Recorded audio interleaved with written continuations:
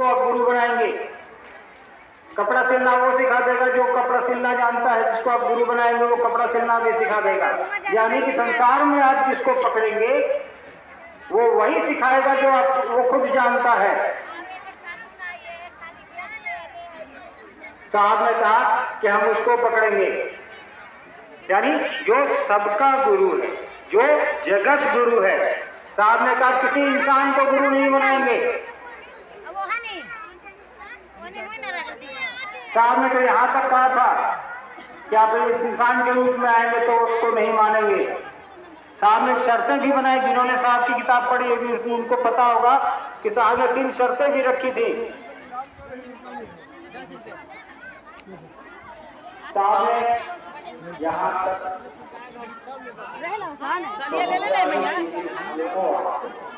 अपने 40 साल का जो भगवान की पूजा पाठ किया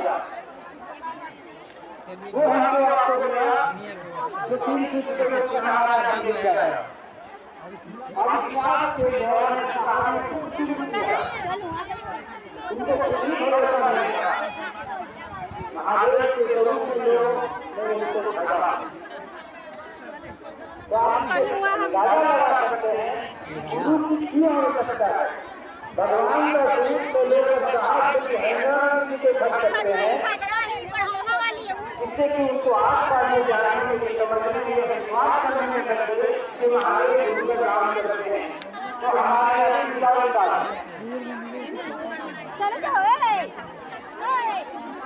वो साहब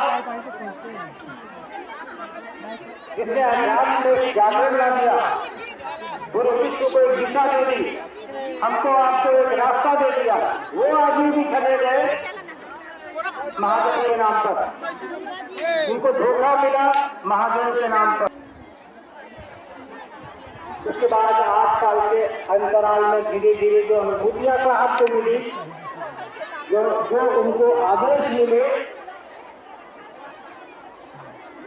उसको फिर साहब ने हमारे आपके लिए सामने लाकर रखा। यही फर्क है पहले के 3 शिष्यों में और साहब 3 में। पहले वाले जो 112 लोग की चर्चा पुस्तकों में है वो भी बहुत बड़े संत ऋषि मुनि, उनके पास ज्ञान का कोई अभाव नहीं,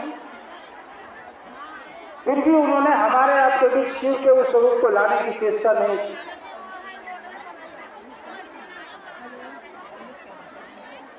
क्यों? साहब ने कहा कि भगवान के रूप में तो हमने आपने इतना कुछ लिया, क्या हासिल हुआ? अगर वहाँ ज्ञान मिल रहा होता, हमने आपके ज्ञान को माना ही नहीं कभी से, और ज्ञान जो भी देगा वो भी देगा। भगवान को आप पर हम पर कृपा करना है, कृपा जी ज्ञान ही करती है, वो एक अलग बात है। लेकिन भगवान के रूप में जो आपको हमको देंगे वो साकार सुख का समृद्धि जो हम आपको उनसे मांगते हैं वो मिलेगा। लेकिन ऐसा क्या हुआ? आप देखिए आपके पास सब कुछ है, मेरे पास सब कुछ है, या बैठे लोगों के पास सबके पास कुछ सब कुछ ऐसा होगा जिसकी आवश्यकता हमको है वो मिल जाता होगा, महादेव से मांगते हैं। लेकिन भाई मांगने के छोटा है कि नहीं होता है, इसका पशु में लड़ाई होती है कि नहीं होती है, कभी पशु में तलाक होता है कि नहीं होता है। इस संसार में रहे लेकिन तलाक हो गया, जीवन बर्बाद रहे, भाई भाई में कोर्ट में केस चल रहा है, इससे ज्यादा किया शिक्षा उसको उसने पुराने में डाल दिया, नहीं है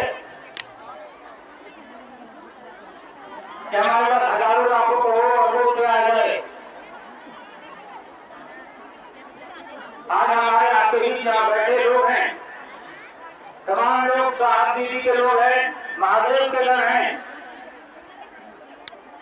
साहब ये समझ आपको हमको दे दी है, इसलिए आप और हम यहाँ इतनी दूर से चल के आके बैठे, आज हजारों क्यों आए हैं।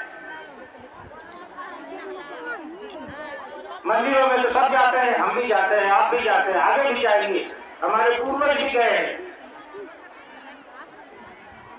लेकिन मंदिरों में भगवान मिलते जरूर हैं। हम और आप किस मंशा से जाते हैं वो जरूरी है। मंशा हमारी क्या है? आप भी मंदिर जाते हैं, भगवान से अपने लोग कुछ मांगने जाते हैं, हम भी मंदिर जाते हैं, लेकिन आपके जाने और मेरे जाने की मंशा में फर्क है, उद्देश्य में फर्क हो जाता है। उद्देश्य में फर्क होगा तो परिणाम में फर्क हो जाएगा। आप मंदिर जाते हैं माथा टेकने, अपने लिए कुछ मांगने, आशीर्वाद लेते हैं महादेव से या किसी भी भगवान से। मैं उसी मंदिर में जाता हूं कि आप चप्पल खोलेंगे तो मैं आपकी चप्पल लेके भाग जाऊंगा।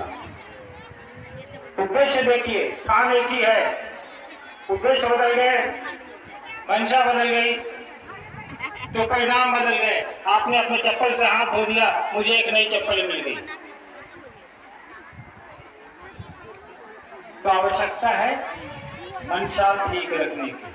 और ये कौन ठीक करेगा? मन के भीतर जो ज्ञान उतरेगा वो तो गुरु ही उतारेगा। साहब ने कहा महादेव से गुरु चेला का एक रिश्ता जोड़ लो। जाने दीजिए तो ये जो संकीर्णताएं हैं वो स्वतः समाप्त हो जाएंगी। जरूरत है जोड़ने की मंशा सही होनी चाहिए। आवश्यकता है कि आप इस मैदान में बैठे हैं तो शिव की बात करने की मंशा होनी चाहिए, तभी वो परिणाम आपके मन में उतरेगा। इस मैदान में आप और किसी और मंशा से आए होंगे तो भले वो मंशा आपकी पूरी हो जाए, लेकिन ये मैदान में बैठे सभी लोग शिव की चर्चा, शिव की बात करने और सुनने की मंशा से जो बैठे हैं, उनका वही काम है, उनका वही ध्यान है। कोई पात्रता की आवश्यकता नहीं है। आपका इंसान होना ही पात्रता है। आप शिव के शिष्य बन सकते हैं। साहब ने कोई बंदिश नहीं लगाई, कोई वर्जना नहीं लगाई, कोई स्पीड ब्रेकर नहीं रखा। साहब ने कहा हर वो आदमी जो धरती पर पैदा हुआ है वो यह पात्रता रखता है कि शिव को अपना गुरु बना सके, चाहे वो किसी धर्म का हो, किसी वर्ण का हो, किसी जाति का हो, गोरा हो, काला हो, क्या खाता है, नहीं खाता है, क्या पहनता है। साहब ने नहीं कहा कि आप कमंडल उठा के आओ, साहब ने नहीं कहा कि आप गेरुआ पहन के आओ, साहब ने नहीं कहा कि तुम उपवास करके आओ। साहब ने कहा तुम जहाँ हो, जैसे हो, जिस स्थिति में हो, जिस परिस्थिति में हो, शिव को अपना गुरु बना सकते हो, क्योंकि वो शिव तो सबका है। वो वर्जना लगा भी नहीं सकता, वो किसी को रोक भी नहीं सकता, और गुरु के स्वरूप में तो बिल्कुल ही नहीं रोक सकता। कि गुरु के पास जाने का हर शिष्य को अधिकार है, हर व्यक्ति को अधिकार है जो उसको अपना गुरु बनाता है। शिक्षक अपनी क्लास में आने से किसी को नहीं रोक सकता। उसकी क्लास फ्री टू ऑल, हर आदमी के लिए फ्री होती है, और वो जगत गुरु है। वैसे भी उसकी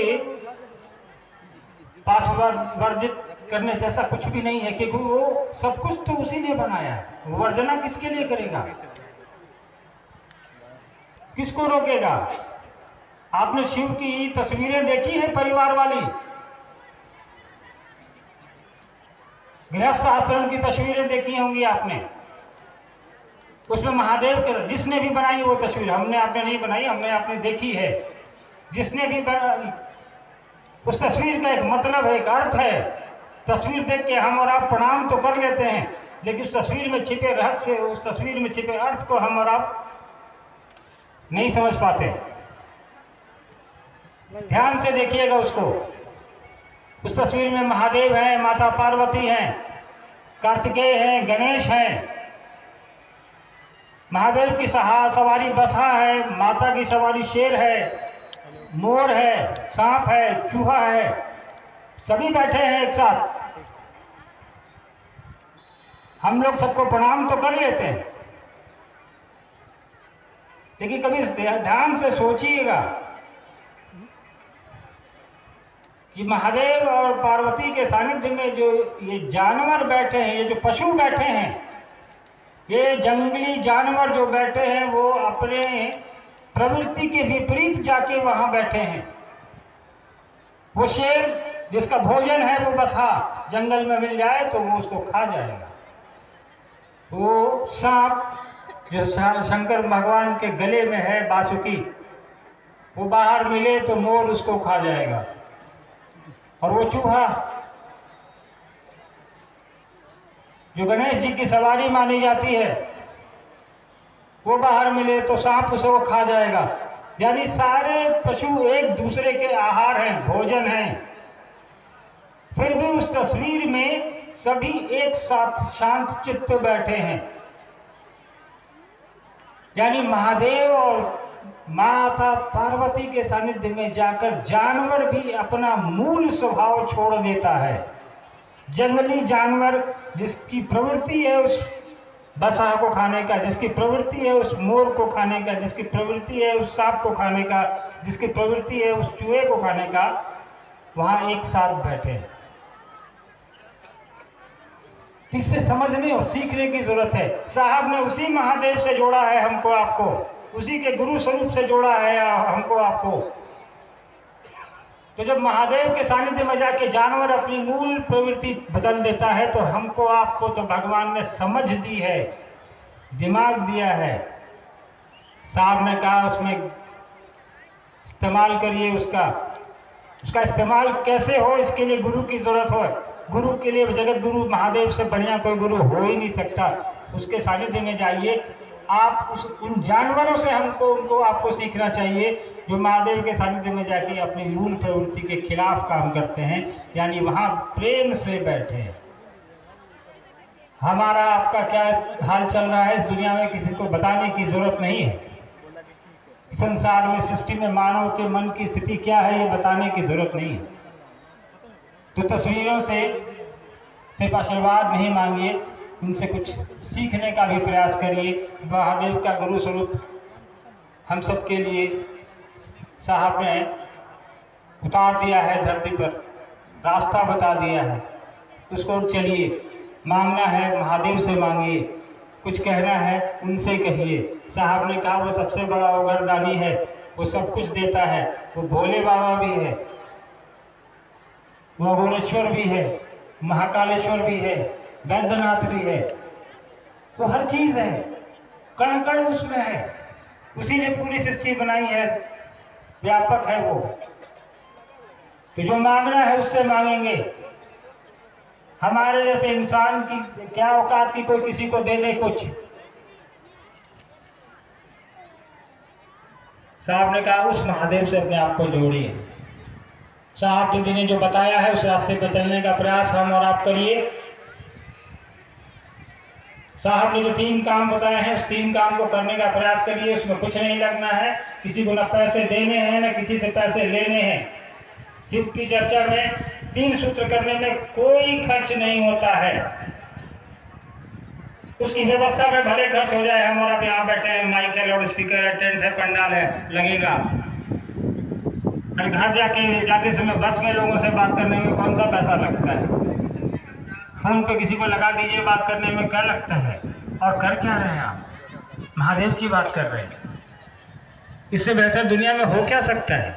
आप और हम अपना कल्याण तो कर ही रहे हैं महादेव के गुरु स्वरूप से खुद को जोड़कर, उनके आश्रय में खुद को रखकर। जिसको आप जोड़ रहे हैं आप उसका भी कल्याण कर रहे हैं। तो साहब ने कहा वो करें। साहब ने कहा ये आओ चले शिव की ओर। साहब ये कह सकते थे अपने बारे में कि मेरी ओर आओ। साहब ने नहीं कहा मेरी ओर आओ, साहब ने कहा आओ चलो साथ में चलेंगे। साहब ने नहीं कहा कि आओ यहाँ रुक जाओ मेरे पास, हम ही ले चलेंगे। साहब ने कहा ऐसा नहीं कहा। साहब ने कहा आओ रास्ता मैं दिखा रहा हूं, चलो मेरे साथ चलो। तो साहब जी ने जो दिखाया है उस रास्ते पे चलने का प्रयास करना है। किसी व्यक्ति के ऊपर आश्रित नहीं होना है, किसी व्यक्ति को पकड़ के नहीं बैठना है। चलने का समय है, साहब ने रास्ता दिखाया है, साहब खुद मौजूद है। आज शरीर में होना नहीं होना मायने नहीं रखता है। साहब की उपस्थिति, दीदी की उपस्थिति हमारे आपके जेहन में है, हमारे आपके दिलो दिमाग में है, वहीं बिठा के रखना है और साहब को दीदी को दिल में बिठाकर महादेव की ओर चलने का प्रयास करना है। चलिए आप और हम बहुत धूप में बैठे हैं, मुझे पता है आप लोग यहाँ बरखा जी को भी सुनने आए हैं, वो बैठी है आपके लिए। इस उम्मीद में कि अगली बार फिर मुलाकात होगी, मुझे अनुमति दीजिए। आप सभी को मेरा प्रणाम।